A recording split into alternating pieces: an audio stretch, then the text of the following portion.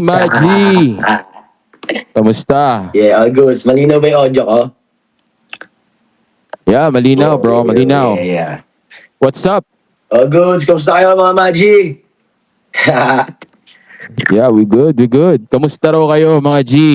He's also one of the G's. That's why maybe he calls us Maji. I call you Yeah. guys G. Siya tawag niya sa mga ano niya, Yeah. kapatid niya, followers niya, is also Maji. So Maji. medyo konektado tayo doon, right? So G, Yeah. Yeah. kumusta? Like All what I good. told him earlier, like it's like The Godfather and Scarface collaborating tonight, right? Yeah. Tony Montana, because I watch your one of your latest video. Yeah. What's that with Samsara, right? That Yeah. one, you're looking like Scarface on that video, Scarface. right? So So, totoo lang, yeah, boss. Sobrang idol ko si Al Pacino. Up until now, wala akong tato. Isa ako sa mga rapper na walang tato. Alam mo yun, yeah, sobrang lumaki ako na pinapanood ko si Al Pacino.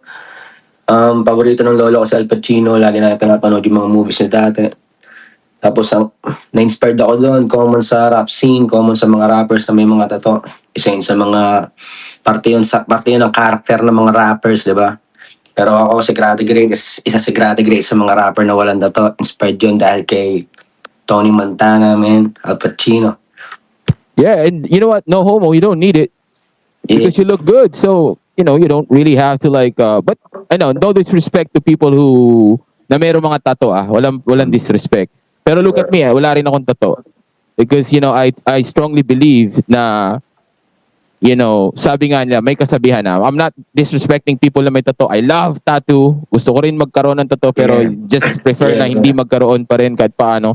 Pero, may kasabihan nga sila na ang isang luxury car ay hindi kailangan ng vinyls o stickers, di ba? Para magmukha siyang maganda. Sabi lang nila na. So, stop hating on that. So, by the way, before we start the show, naman siguro yung ginagawa ko palagi dito, GRA, let's pray muna first before we start the podcast.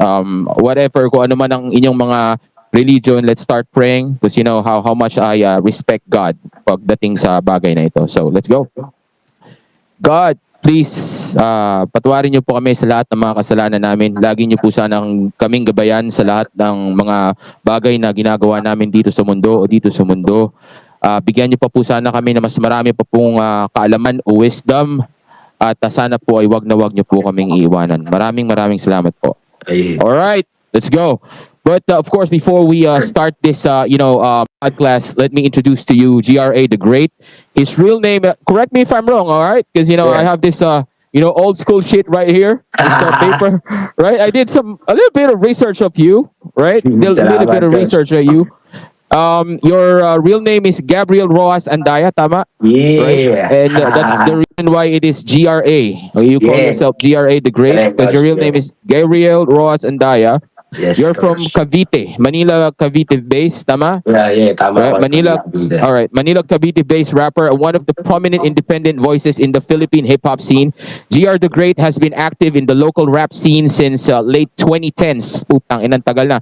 Building his name through a steady body of music, collaborations, and self-directed visual projects. He has released multiple projects throughout his career, including 100K, Negro Ovea, Mundo, Ay Malamig, Cold Memories, dami na, Toxic Love, Yeah, and the sobrang dami ng 2026 release Walang Safe Deluxe, right? So his catalog includes collaborations with artists such as Nick Makino, Young Jane, Ghetto Gecko, Psycho, Kid Lason, CLN Thrill, Young Hope, and other names from the Philippine hip-hop scene. Among his recognized tracks are Binata, Talangka, what's this? Adi, Balawis, Loki, and Manhid. And your latest one, The Game. Respect the Game. Yes, which is actually yan yung sound trip ko kanina. Bago ako mag-start. Yes. Tuwa ako kasi parang it's like me watching and playing GTA at the same time. In 2026, he continued releasing new material, including the single Respect the Game, which was the one that I was talking about. From his early independent hustle to a growing catalog spanning several years, GR8 the Great has built a reputation around consistency, collaboration, and an independent approach Filipino approach to Filipino hip hop. That's what's up. That's not even. This is short. Actually, this is short.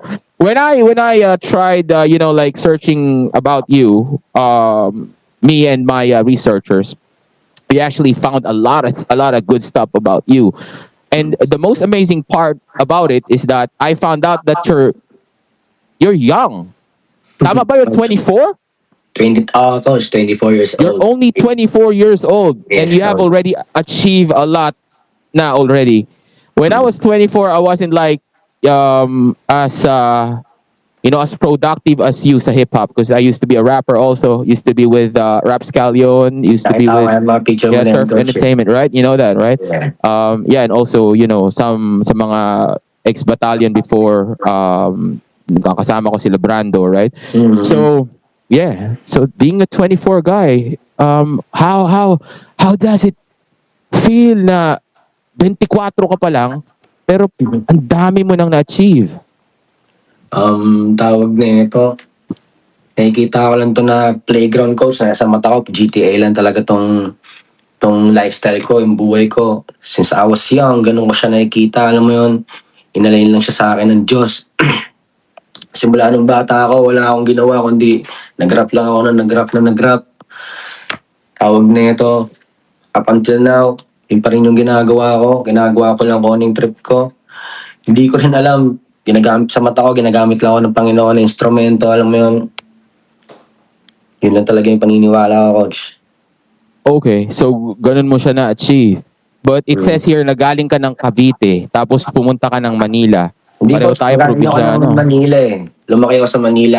Actually, galing Saan? talaga ako ng Leyte. Doon talaga ako lumaki. Tapos kinuha ako umampon sa akin doon sa Leyte. Tagal ako doon. Tapos kinuha ako ng biological parents ko dito sa Maynila ng mga grade 2 ata ako, grade 3. Tapos nakalipat ako ng Cavite nung medyo kumikita na ako sa rap. Nung medyo kumikita ako sa rap, sa Cavite kasi yung isa sa mga mura na spot eh. Nakarenta ako doon ng murang spot, doon ako nagtayo ng studio. As yun, naging history na yung karamihan doon. Sa Cavite. Okay. Very colorful life, man. Talaga palang makulay ang buhay mo.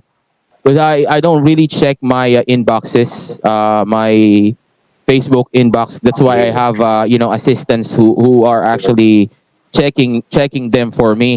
So I didn't know na nagme-message ka pala sa akin dun sa isang account matagal na kitang follower. You said Oh. you have been following me for how many years na?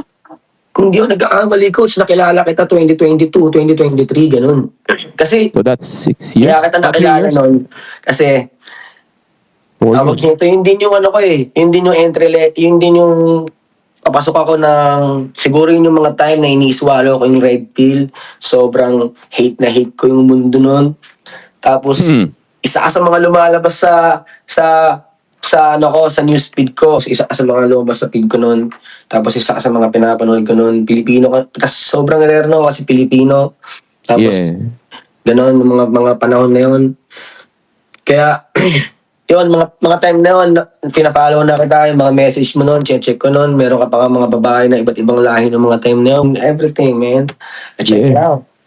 Yun. So you have been really following me. Alam mo pati yung mga storya na luma ako na naikwento, right?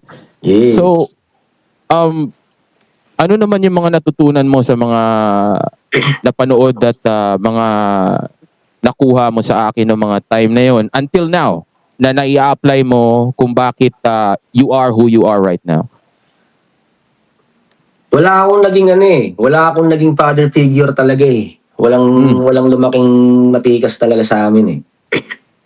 So, lahat yun, finigure out ko talaga eh. All throughout, finigure out ko siya in-apply ko sa sarili ko kung ano yung gusto ko na version. Pero para sa akin, isa yun sa mga naging weapon ko talaga. Kasi isipin mo bata ako eh. Bata talaga ako eh. Sobrang, nasa akin ang advantage ng time, pero nasa akin din yung disadvantage ng laro. Kasi kung ikukumpara ako sa mga kalaban ko, yung mga kalaban ko nasa prime sila, nasa mas wiser sila. Alam mo yun, yung mga kaidaran ko, naglalaro pa sila. Ako, trials and error na ako, ups and fucking down, man. So, kung hindi ako naging matigas, kung hindi ko pinili na maging matigas noong mga panahon na yon, malamang tumitiklop ako ngayon. Wala ako dito kung nasaan ako ngayon. Hindi ko view yung fucking ganito, man. Malamang nakatira ako sa hood pa rin ng Cavite, man. Yeah, Alam mo, so actually saw one of your videos. Yung ano ba 'yon? Yung kumakanta kayo doon sa hood niyo yata 'yon. May babae Yeah. pa na nakatayo doon. Oo, di ba? That was your, diyan ka pa mahaba buhok mo eh. Yung lugar na yun iba eh. Sabi ko, putang layo pala ng tinalon nito. Kaya tawag na ito. Pinigirot ko talaga siya mag-isa, men. Pinigirot ko siya mag-isa. Kaya kung noong mga panahon na yon, hindi mo naisipan na, kung hindi ka nagsalita ng mga time na yon, malamang, alam mo yun, mas mahabang researches pa yung mga gagawin ko ng mga panahon na yun. Alam mo yun. Kaya, ano siya, men, nung ginagawa mo yung mga panahon na yun, hindi ko alam para sa ibang viewers mo, pero para sa akin, life-changing siya, man. Weapon siya. Yung mga wisdom na yun, weapon yun. Madadala tayo sa ligtas na lugar ng mga weapon na yun. So, you've been sabi mo sa akin kanina, 3 taon mo na akong pinapakinggan. Almost 3 years na o 3 years mo na ako pinapakinggan. Sa loob ng 3 taon na yon, alin dun yung pinaka masasabi mo na pinakamalaki ang naitulong sa buhay mo? Because last time you also asked me about, nagka-chat tayo, sabi mo sa akin about female nature, right? So, Actually, yung mga time na yun, ang pinaka nasalba. Ang tanong mo sa akin kung ano sa mga taon na yun yung pinaka nasalba ako, right? sa loob ng 3 taon na yan. Yeah. Alin dun sa mga natutunan mo, yung pinaka nasalba ka o nakatulong sa iyo sa mga ginawa ko na sakripisyo. Puta, dahil nakita mo naman, isa dun sa message mo sa akin, di ko maintindihan kung bakit hanggang ngayon, coach, hindi ka pa rin ganun kasikat. Well, yun yung sakripisyo doon, Maggie. That's the sacrifice. If I will change my message, kung babaguhin ko yung ginagawa ko, hindi ninyo malalaman yung totoo. Pag hindi ninyo nalaman yung totoo, hindi ko kayo matutulungan talaga. So I will have to, or I have to like sacrifice the money and the fame, o yung sabihin natin yung clout, para lang masabi ko yung totoo, dahil for sure mas marami mag-hate at for sure mas delikado yun para sa akin. So that's the reason why. Kaya makikita mo medyo mas mabagal yung pag-angat sa Facebook. Sa Facebook lang naman, sa YouTube medyo okay tayo kung makikita mo eh. So alin dun sa mga yun na mga isinakripisyo ko para sa inyo ang pinakamalaki ang naitulong sa loob ng 3 taon sa iyo? Iba ko kung paano mo in-expose yung female nature ng mga time. There you go. Like Kasi, that. sa totoo lang, sabi ko nga sa inyo kanina, alam ko na malaki talaga yung disadvantage ko sa game kasi bata ako. So, kung hindi mo na-expose yung mga female nature na yun, malamang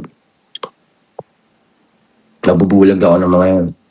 Malamang may in love ako sa mga yun. Malamang yun, nagets ko na prime ng mga babae ngayon eh. Lalo ng mga babaeng hawak ko. Prime talaga nila ngayon eh. Kung ikukumpara sila sa akin, kung di ako magiging wise sa galaw ko, kung di ako magiging maingat sa emosyon ko, sa kinikilos ko, sa sinasabi ko, malamang madadali ako ng mga babae, masasaktan ako ng mga babae, may isahan ako ng mga babae, alam mo yun? But were you once in love? Yeah. Na-in love ka na ba sa babae noon? Yeah, sinainlove ako sa babae noon. There you go. Tapos, baby mama ko siya eh. Puro babae. True. Meron na akong mga anak noong time na yun eh. Parang 16 years old ako nung nagkaroon ako ng anak eh. 16. Yeah, 16. Yeah. Yeah. So, nung time na yun, ang inisip ko, hindi ko magagamit to eh. Meron akong anak, meron akong asawa, meron akong family, hindi ko ma-apply. Ganun ko siya inisip dati. Hanggang sa nag-cheat sa akin yung asawa ko. Damn. Man, nag-cheat sa akin yung tawag mo ito. Sobrang nag-crash yung mundo ko, man. Hindi ko makakalimutan noon. Nasa studio ako noon, nakaupo ako sa sofa. Parang inaano ko siya, tawag na ito. Iniintindi ko yung nangyayari, pinaprocess ko yung nangyayari. Tapos, pagkatapos nun, ina-snap, man, biglang lumabas yung totoong Gradagrade, yung Gradagrade sa loob ko. Bigla akong, syempre, nung mga panahon na yun, dumaan muna ako sa rage process nun. Lahat naman tayo dadaan dun. Red Pill Rage, yes. So, nag-rage talaga ako ng mga time na yun. Nung mga time na yun, tinawag ko yung sarili ko na tagapamarusa. Tagapamarusa yung tawag ko sa sarili ko noon. Lahat talaga ng pinaparusahan ko ng mga time na yun. Naglalaro talaga ako ng mga time na yun. Hanggang sa, yun yung sumalba sa karir ko. Kasi, after ko mag-prime sa music, nakuha ko yung pera ko. Naging milyonaryo ako sa edad na 19 years old, man. Sa edad ko na 19 years old, wala akong proper guide, wala akong mentor and shit, alam mo yun. Na-fucked up ko yung pera ko noon, man, naubos ko yung pera ko noon. Kung hindi ko nakita ang red pill, kung hindi kita nakita ng mga time na yun, malamang hindi, wala akong gasolina na malalagay kay Gradagrade. Kasi naubos na yung pera ko ng mga time na yun eh. Tapos nakapirma ako ng record label. Wala akong kinikita sa YouTube ko kasi nag-advance payment ako eh. So, para magasolinahan ko si Gradagrade at tuloy-tuloy ako makapag-rap, man. Gusto ko yung rap eh. Sabi ko nga sa'yo, simula nung bata up until now, yun yung fire ko eh. So, gusto ko talaga mag-rap, man. Yung red pill, yung sumalba sa akin, man. Kaya, alam mo yun, kung hindi ako nagpakalala ng mga panahon na yun, man, wala, nasa angkuhan talaga ngayon, man. Alam mo yun? Mm-hmm. Kaya, Yeah.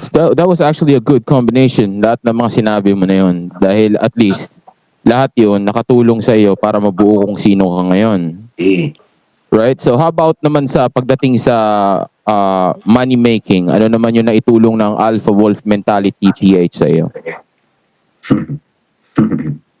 Ngayon, dahil nga naintindihan ko ang female nature, alam ko na hindi talaga marunong humakap ng pera. There you go. There you go. Maniwala ka sa akin kahit anong tanong niyo yung mga bitch ko. Ako yung humahawak ng pera up until now. Ako yung lahat sa akin nire-remit yung pera. Ako yung nag-handle ng pera namin. Type shit. Kung isa yun sa mga naituro sa akin ng alpha mentality, red pill, type shit. Siguro kung hindi ko naiintindihan na ganun yun, malamang marami kasi akong mga tropa na may sariling pera yung bitch, may sarili siyang pera, minsan fuck up yung lalaki, mas maraming pera yung bitch ngayon, napapower trippings niya yung lalaki niya. Ayoko malagay sa ganung posisyon, man. Never ako nalagay sa ganung posisyon, man. Alam mo yun, kung magpa-power trippings man yung bitch ko, wala akong pake, man. Nasa akin yung pera. Sabi ko nga sa'yo, alam ko yung disadvantage ko sa game. Prime naman ko ngayon. Mas bata ako sa kanila kung kumpara ako sa kanila. Wala akong todas, man. Pagka pinili ng mga naiwanan ako kay putan ako, wala akong todas, man. Pero masasalba ako ng pera. Lagi ako masasalba ng pera. Exactly. Yeah.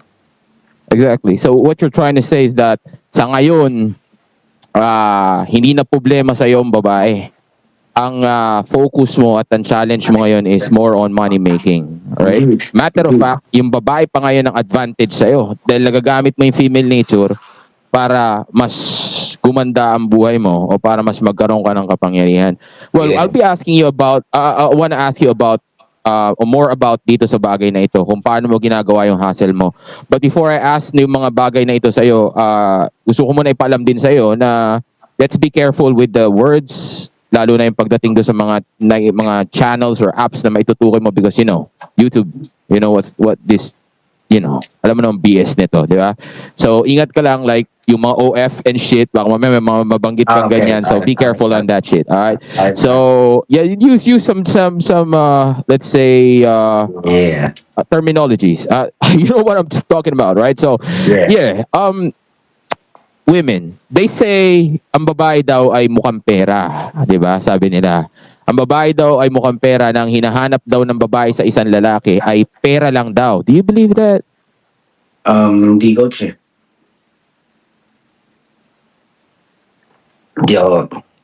Hindi ako naniniwala na pera lang ang hanap ng babae sa lalaki. Alam ko rin na mag-cheat siya dun sa lalaki na yun kasi trick nga yung lalaki na yun. Sa mata ng babae, kadiri talaga ang trick eh. Kadiri ang sim sa mata ng babae. Lalo na alam na ang different ng simp at saka ng alam ng women ng different ng S. There you tsaka go. at saka ng Respect women, bro. Yeah. Respect women. Come on. yeah. Alam ng women Tawagin ng tayong different. ano niyan. Diba? Tawagin tayong toxic. Tawagin tayong misogynist. We're not misogynist. You know that. Oh, so yeah, alam ng women na what? Yeah, pero anyway, naniniwala ako na alam ng women ang different ng S tsaka ng P. Okay, So, there you go. May mga time na alam ng babae kung kukunin ba niya yung pera, kung ikaw ba yung kukunan niya ng pera o ikaw yung bibigyan niya ng pera. Pero still, dahil naging honest ako sa game, hindi ako naging selfish, binesa ako ng game. Binigyan ako ng game ng mas mga down na babae. Alam mo yun, binesa ako lalo ng game. Tingin ko ganun gumagana ang game. That's great. At least, habang tumatagal, lalo kang natututo. Actually, nagpapakalalaki lang talaga ako. Sabi ko nga sa inyo kanina, instrumento lang ako ng Panginoon. Ginagamit lang ako ng Panginoon na instrumento at nilalagay lang niya ako sa mga posisyon kung saan gusto niyang nandun ako. So, nung mga panahon talaga na yon, hindi talaga ako yung lumapit sa mga women. Sila talaga yung lumapit sa akin. At ano ba yung trabaho ng lalaki? Ang trabaho ng lalaki, palakasin yung women na yan. Kung saan siya malakas, doon ko siya papalakasin. Yung mga women na lumapit sa akin o saan ko sila papalakasin din? Parang ganun talaga yung nangyari noon. I see. Okay. So lahat yun, experience na lang talaga yung humubog sa akin. Plus, yung mga knowledges, kaya siya naging wisdom. Kasi, kung knowledge yun, wala akong experience, di naman yun siya wisdom din. Tapos kung experience lang, tapos hindi ko naman alam din yung mga terminologies, hindi ko na pag-aralan yung mga red pill shit, hindi rin siya magiging wisdom sa akin. I see. So, saan mo naman nakikilala to mga to, usually? Gigs? What? Manila boy ako eh. Tapos, Manila boy ako, makulit talaga ako minsan pag nasa labas ako. Milig ako mag-approach sa babae.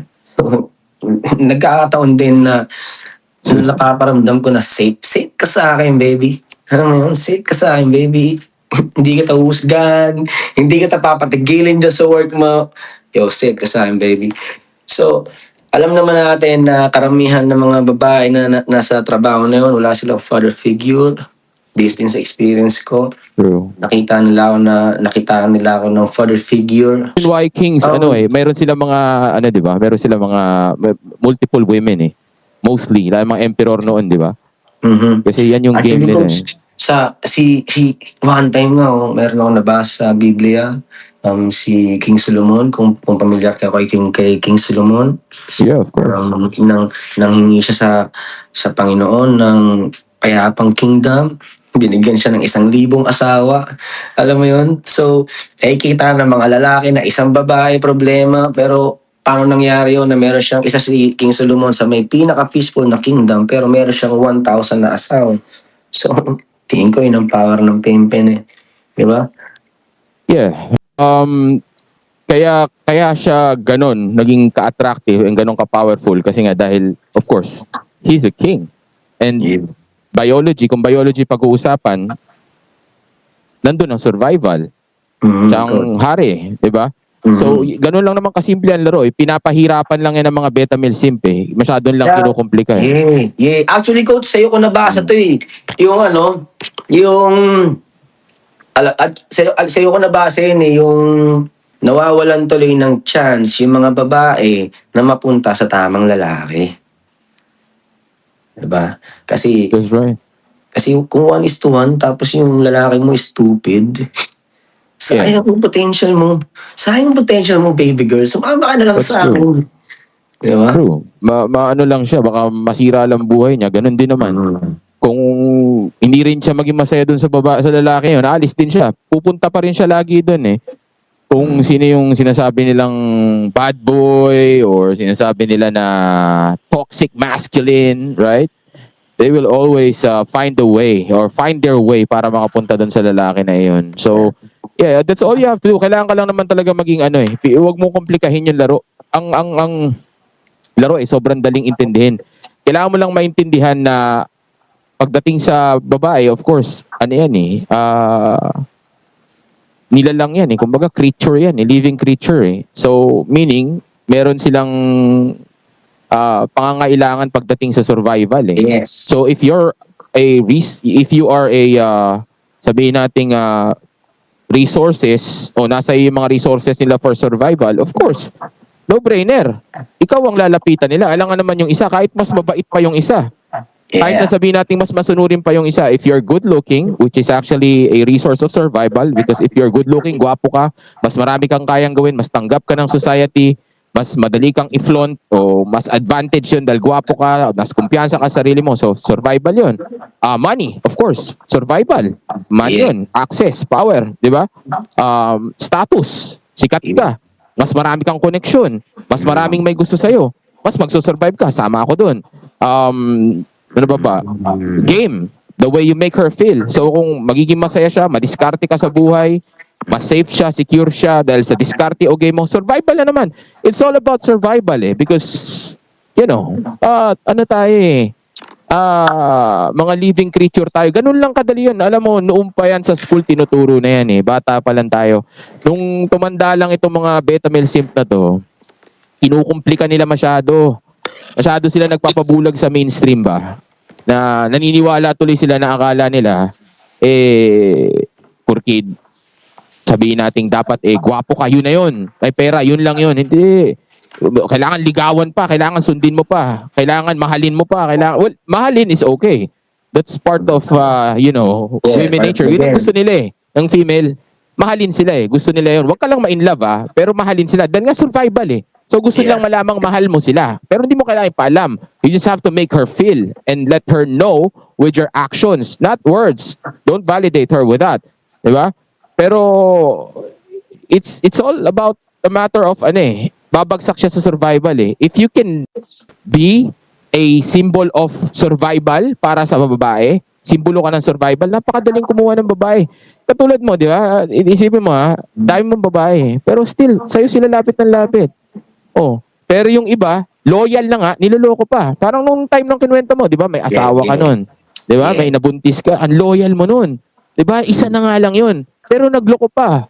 What? Kasi noong mga time na yun, hindi mo pa masyado naiintindihan yung laro. Pero ngayon na naiintindihan mo yung laro, ang babae, labas-masok na sa'yo. Even you, labas-masok ka na rin sa kanila ngayon, right? So, yeah, that's a good thing. They stop complicating, but